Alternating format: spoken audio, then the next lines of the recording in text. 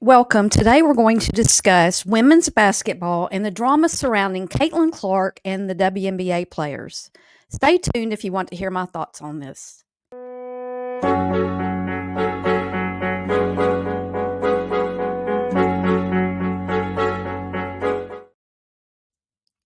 As the women's college basketball season drew to an end, there was a lot of turmoil. Let's not talk about Dawn Staley being asked and answering a question the day before the final game of the tournament if she thought trans women should be allowed to play women's basketball. Her answer was a surprising yes, but this is about Caitlyn Clark and the WNBA.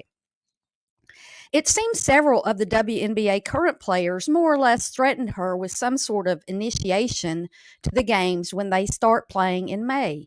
Caitlyn Clark is expected to be drafted by the Indiana Fever as the #1 draft pick on April 15th. A lot of the discourse with these WNBA players and others in sports is in regards to whether Clark will go down in history as a GOAT without a national championship.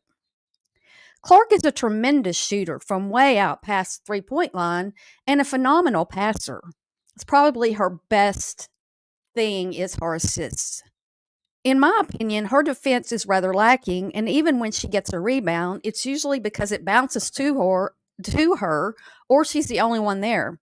One reason she didn't win a national championship is that there weren't four other highly rated players on the court with her worthy of the draft into the WNBA. In other words, not highly rated players, a good support team.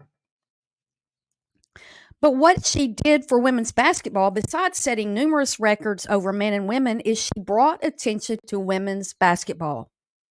These women are trying to intimidate her before she's even been officially drafted. What floors me is the WNBA hasn't been popular.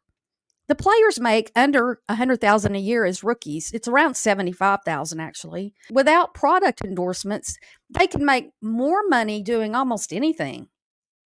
Some are dissing her because they believe the sport is more ruled by black women, and those women should be the face of the sport. There were sellouts all season long wherever Clark played. Kids lined the floors after games to get autographs. People paid hundreds of dollars to attend her games. There are already price increases for WNBA tickets with anticipation of her arrival. These people in the WNBA who bash her and warn her that she'll see when she gets here are in the wrong. If anything is going to help the WNBA to become something that even a basketball fan like me who never watches WNBA to become a fan, it's Caitlyn Clark. I'll be watching this season to see if it's better than the one time I tried it. Millions will watch for the first time. I've thought about this a lot.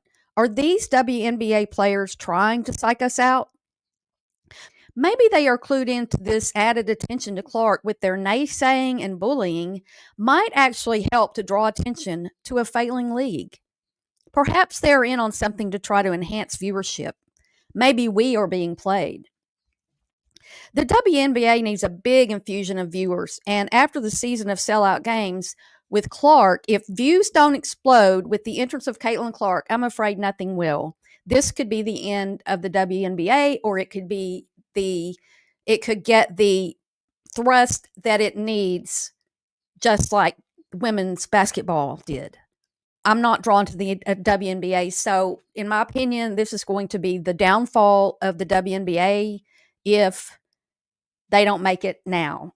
We'll see how it goes. I appreciate you watching, and please give me a thumbs up on this video. I really appreciate it, and subscribe if you want more of my opinion on things.